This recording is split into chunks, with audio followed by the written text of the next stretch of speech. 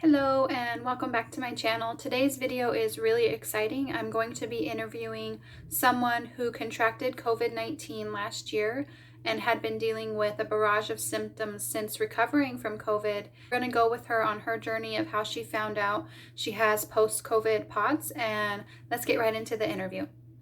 Hi Danielle, how are you doing today? Good, how are you?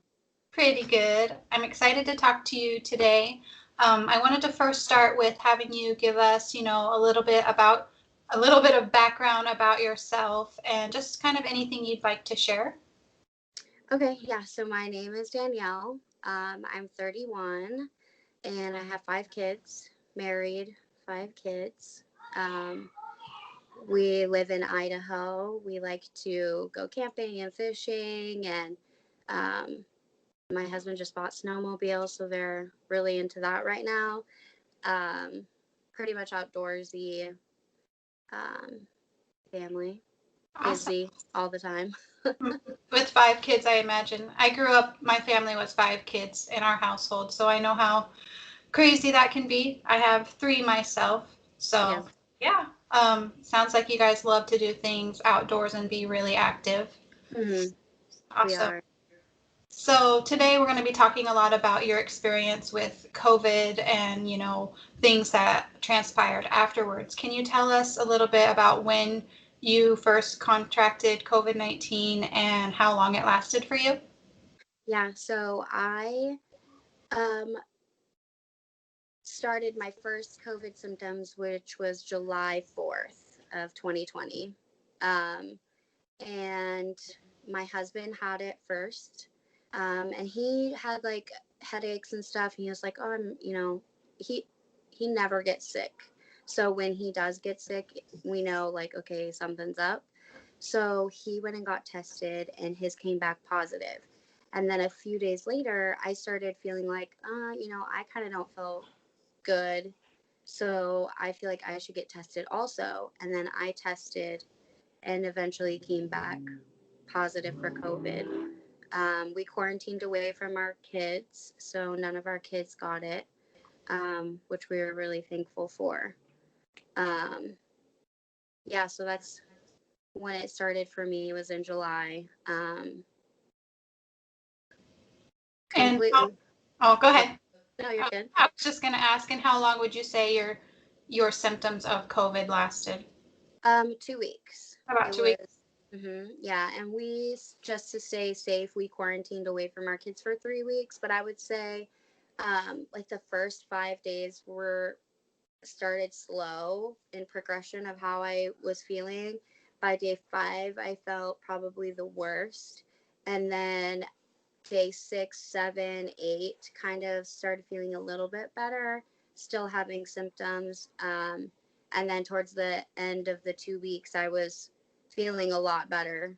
And then we just stayed that extra week in quarantine just to make sure that we were okay. Yeah, So, for sure. Well, firstly, I'm really glad that your children were okay and they didn't get it.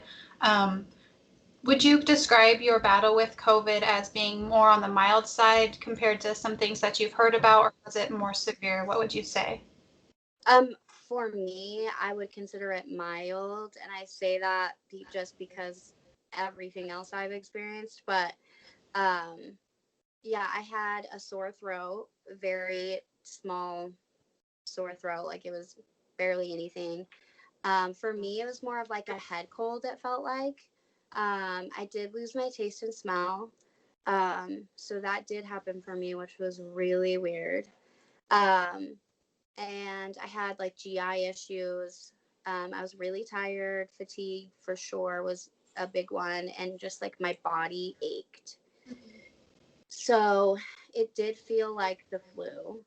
Yeah, that's what I was Um, going to ask. Was it kind of feel like a typical flu? Nothing yeah, much beyond that for you? the only difference was losing my taste and smell, which doesn't ever happen when I get sick. So that was weird. Yeah. But yeah, those were pretty much the basics for me. Okay. Well, I'm glad you didn't have too rough of a go with it.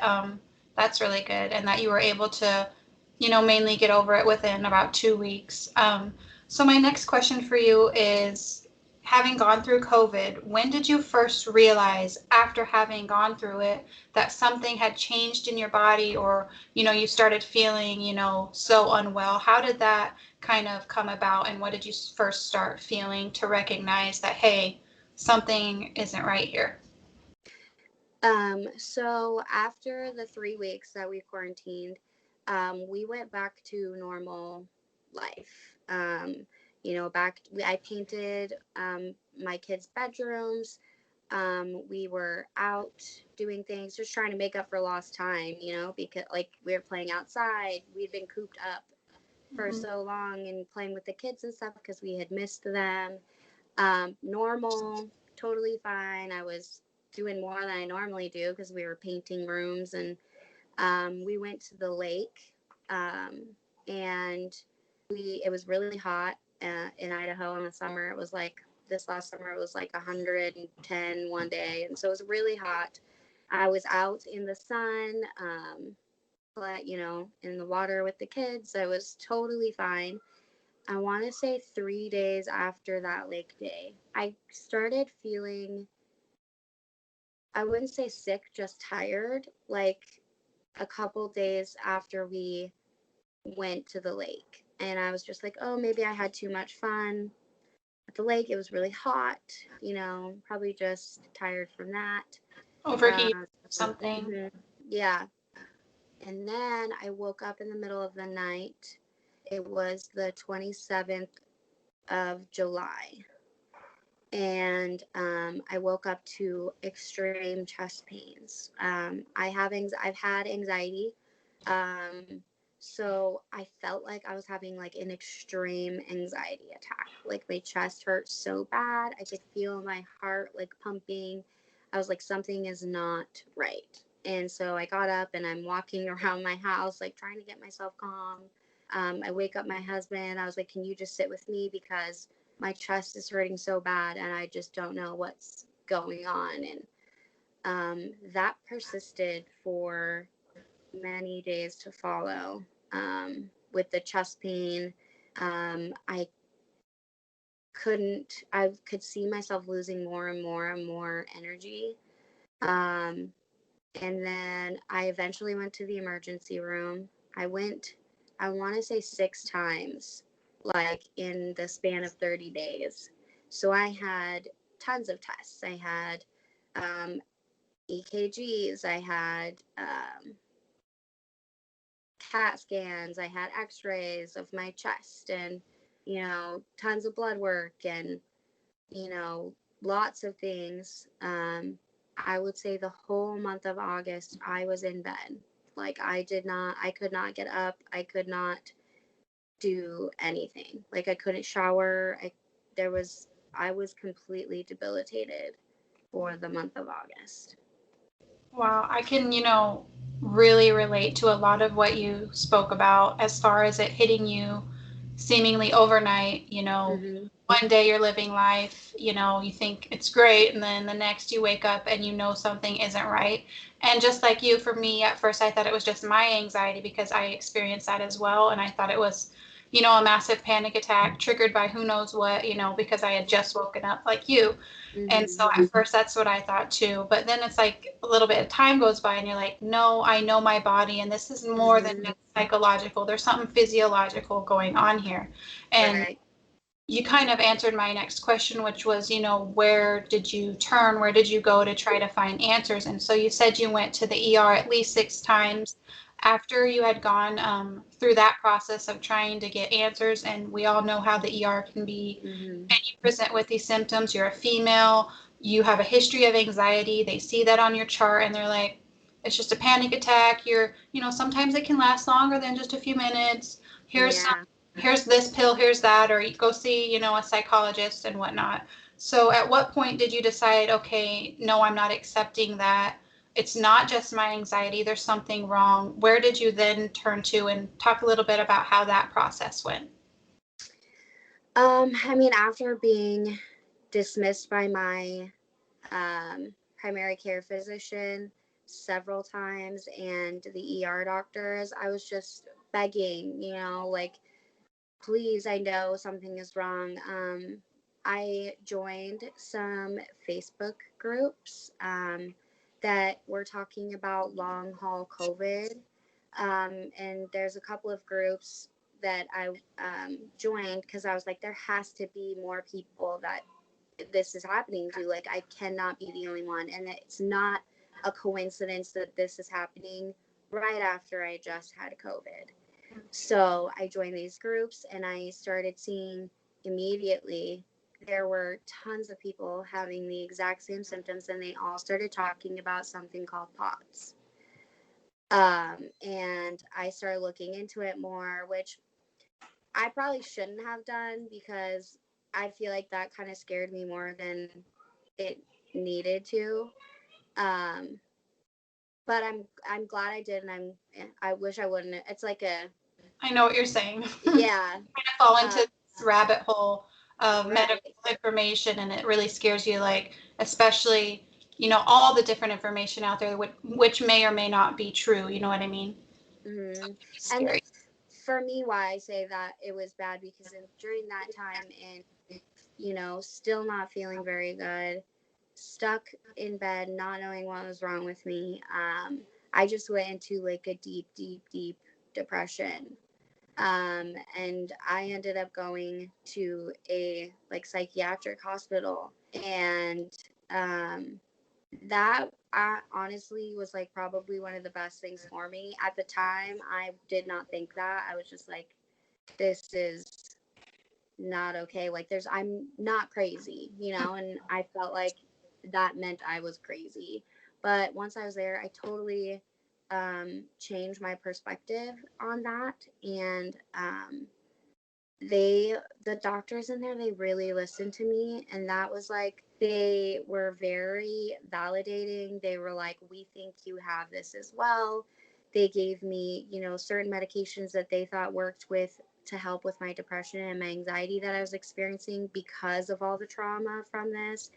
And then they gave me medication that also went along with helping the symptoms of POTS that I was having as well.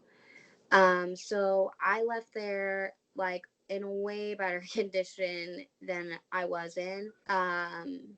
Not 100%, but I was up. I was doing things. I wasn't stuck in bed Mm-hmm. anymore, which was great.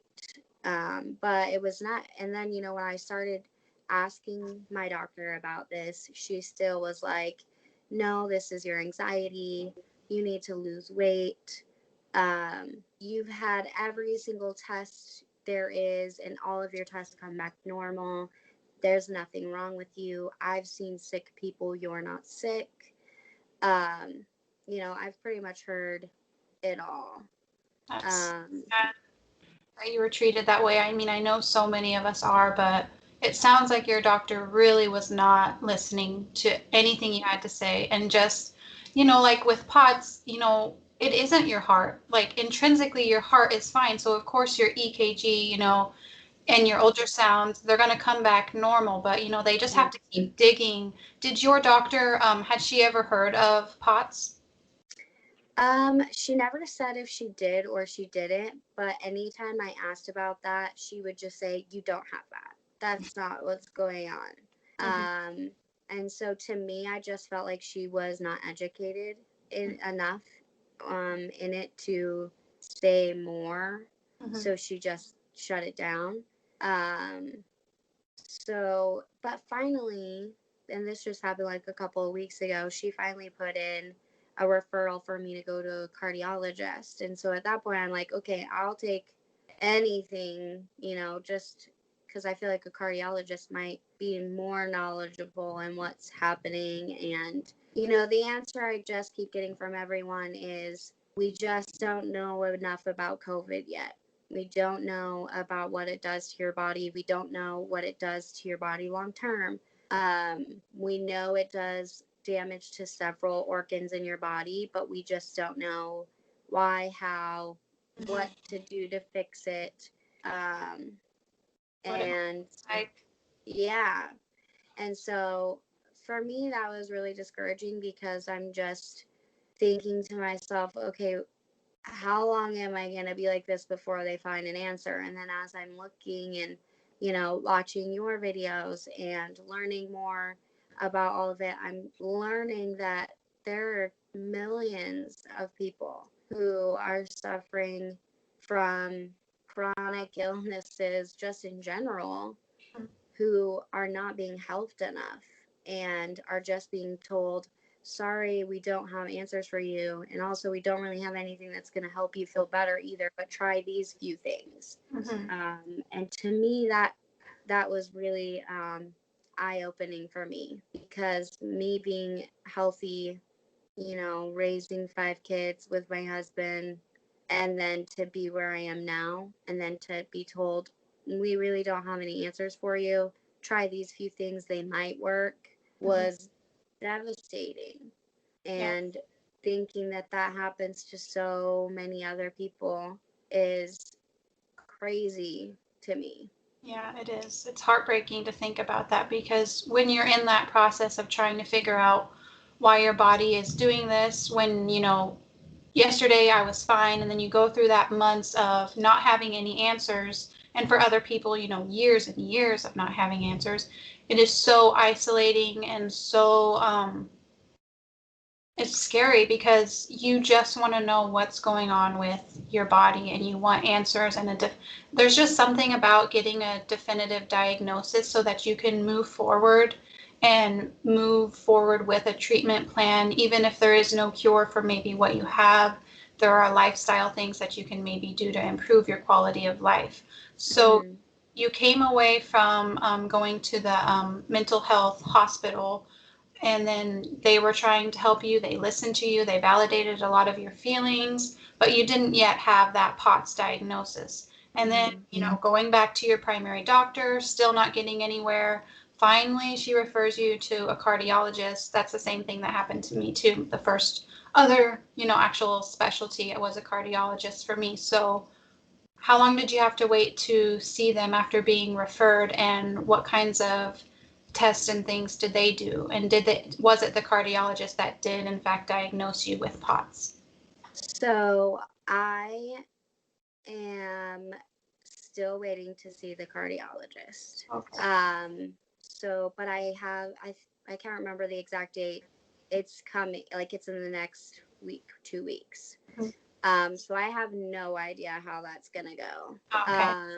For me, when I was in the mental health hospital, for me, when they told me, yes, we think this is what's going on with you, that was enough validation for me to just kind of accept that this is what was going on with me, to move on in a more positive mental state, I guess. Yeah. Um, so I'm hoping that with going to see the cardiologist, that either I will continue to get more validation, or maybe they can send me in a direction to where I can get that affirmative, or if it's something else, then figure out what that is, but all signs are pointing to this, so. Yeah. And sometimes we have to be our own little advocates and our own doctors, because like you said, your doctor isn't listening to you. You did get that validation from the medical health professionals when you were in that mental health hospital, and then comparing that with all the information you found out about POTS and reaching out to Mhm. others from support groups. I'm glad that that gave you a lot more peace of mind, and probably more motivation to seek out treatment and ways of feeling better in the interim before getting a official diagnosis. I don't always think it is necessary, especially with something like POTS, but then again, do you feel like it is? Do you feel like you need that official diagnosis from a doctor in order to be like, okay, this is what I have and let's go? I go back and forth between that, because for me, I just, my whole, everything in my mind is like, I just want to figure out a way to feel better. I Mm-hmm. just want to keep going on and see what it, like, I just keep hoping that someone's going to be like, this is the answer. this is what's going to make you feel better. So I just keep holding on to hope for that every day. So for me, I go back and forth whether or not I feel like I need to hear that or if I don't, because for me, either way, the outcome is the same. Yeah. Um, because even if you get a diagnosis with something like that, there's, not a lot that can be done that I'm not already doing. Hmm. And so, I mean, I know there's other, there's different medications that I can try, and there's, the IV fluids like you're getting. I know that's always an option. But I'm, again, just grateful that I'm doing okay with what I'm doing right now. Like, I'm a lot better than I was. Yeah. So, I'm glad for that. I know when I messaged you earlier today to see how you were doing, you said you were taking a walk with your little ones. So that was encouraging. So you're able to do mild activity, or are you able to take a pretty good walk? How did that go? yeah, so I have been walking. Even when I wasn't really able to get up, my husband would like help me get up out of bed. And even if we just walked for like 5 minutes, I was always trying to do that. Now I can walk. I go to the grocery store. I went to the grocery store by myself with all five of my kids, which we haven't done. And that was a challenge. I definitely felt that the next day, but just thinking that I did it was good for me. Yeah. Yeah, I would say we go about 30 minutes in a walk through our neighborhood. And um, I just started doing like light exercising, like 5 minutes a day. Hmm. And I can tell like it's definitely different. I feel in the 5 minutes that I do a little workout feels like an hour workout of what I used to do. Hmm. Um, so I can tell there's definitely a change. But I'm just, grateful for what I can do right now and just going to keep trying to push through and um, keep sharing my story and talking to people and getting more, the more people that I can tell about POTS or the COVID long term symptoms or anything, that's more awareness for more people. So I'm going to keep talking about it. Yeah. And even when they tell me that it's in my head or it's my anxiety, I'm going to keep talking about it. So That's really important. And I'm excited for you to meet with a cardiologist and any other medical professionals you might see in your journey, and just, really advocate for yourself and don't give up, and really talk about that COVID link with, developing POTS afterwards. I think that's so important, because there's going to be so much research moving forward, in the medical community, because of this COVID, long haul COVID patients then developing POTS. It's going to bring so much attention to the study of POTS, and that just brings us, that much more hope. I wanted to ask you if there was one thing you could tell patients or people who are suffering from post-COVID POTS, or just POTS in general, if there was one message you wanted to send them, and then also a message that you would want to send to the medical community. so for the people, going through that experience, I would say don't give up. Um, to keep advocating for yourself, like your body, what's happening to you better than anyone else does. Um, I would say try not to think about what's happening every single day because that just spirals you. And but also, like, if you do end up there, like, go through the motions of that, but like know how to get yourself out and ask for help if you need it, because there's absolutely nothing wrong with that. um Staying strong, having a positive attitude, which isn't always easy. I'm really bad at it. But just keep going and advocating for yourself and not giving up. And for the medical side, I would say I wish that, um, doctors would stop telling people just in any kind of, chronic illness that it's all in their head or that it's their anxiety. Mhm. Um, for me, I just feel like it's not an answer. Even if it was all in my head or it was my anxiety, you know, I still need help to get through that, even if that is what it is, but to just say it's all in your head, it's all your anxiety, that's not helping you. It's not supporting Um, you in any way, really. no. And just, more people being taught about, dysautonomia and POTS and, everything else that's under that umbrella of things, like there needs to be more research and all of that and more awareness and people talking about it. And that's the big thing with COVID. They're talking about it now.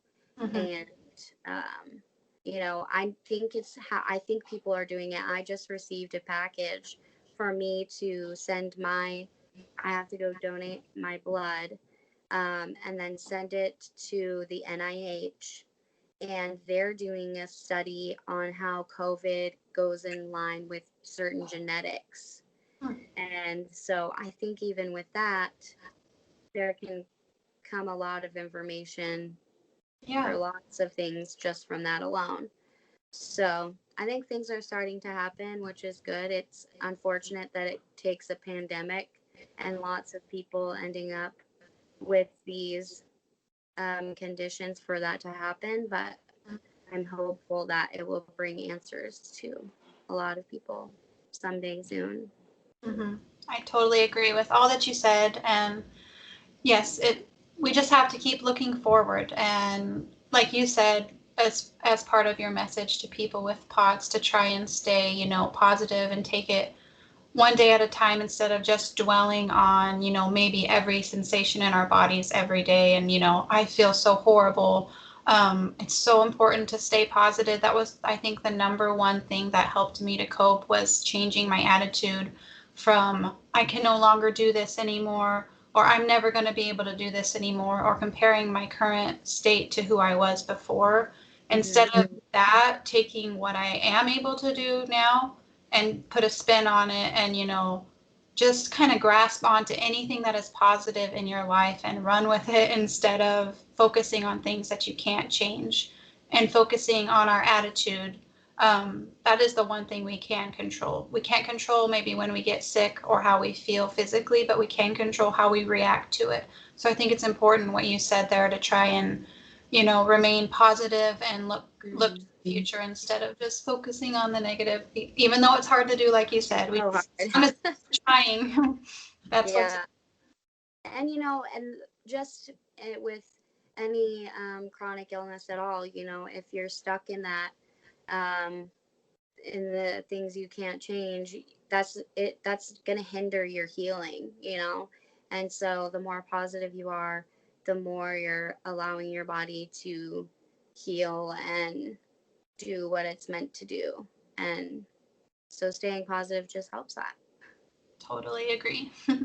Well, it's been really nice talking with you. I'm definitely going to keep in touch and check in with you and definitely reach out to me again as well after you see your cardiologist. I'm really curious as to see what transpires there and what his thoughts are, and then if there's any further diagnostic testing for you. But I'm really hopeful for you. I think you're doing all the right things. I'm really glad that you've been able to maintain that level of physical activity. That's something that, because like you, I was bedbound for months, and or at least you said a month, but I think I was a little bit longer. It doesn't really matter, but I didn't keep doing that. I didn't get out of bed and like take little walks even for just 5 minutes. I was so distraught with everything on top of the physical stuff, and it's so hard to stay motivated to be active.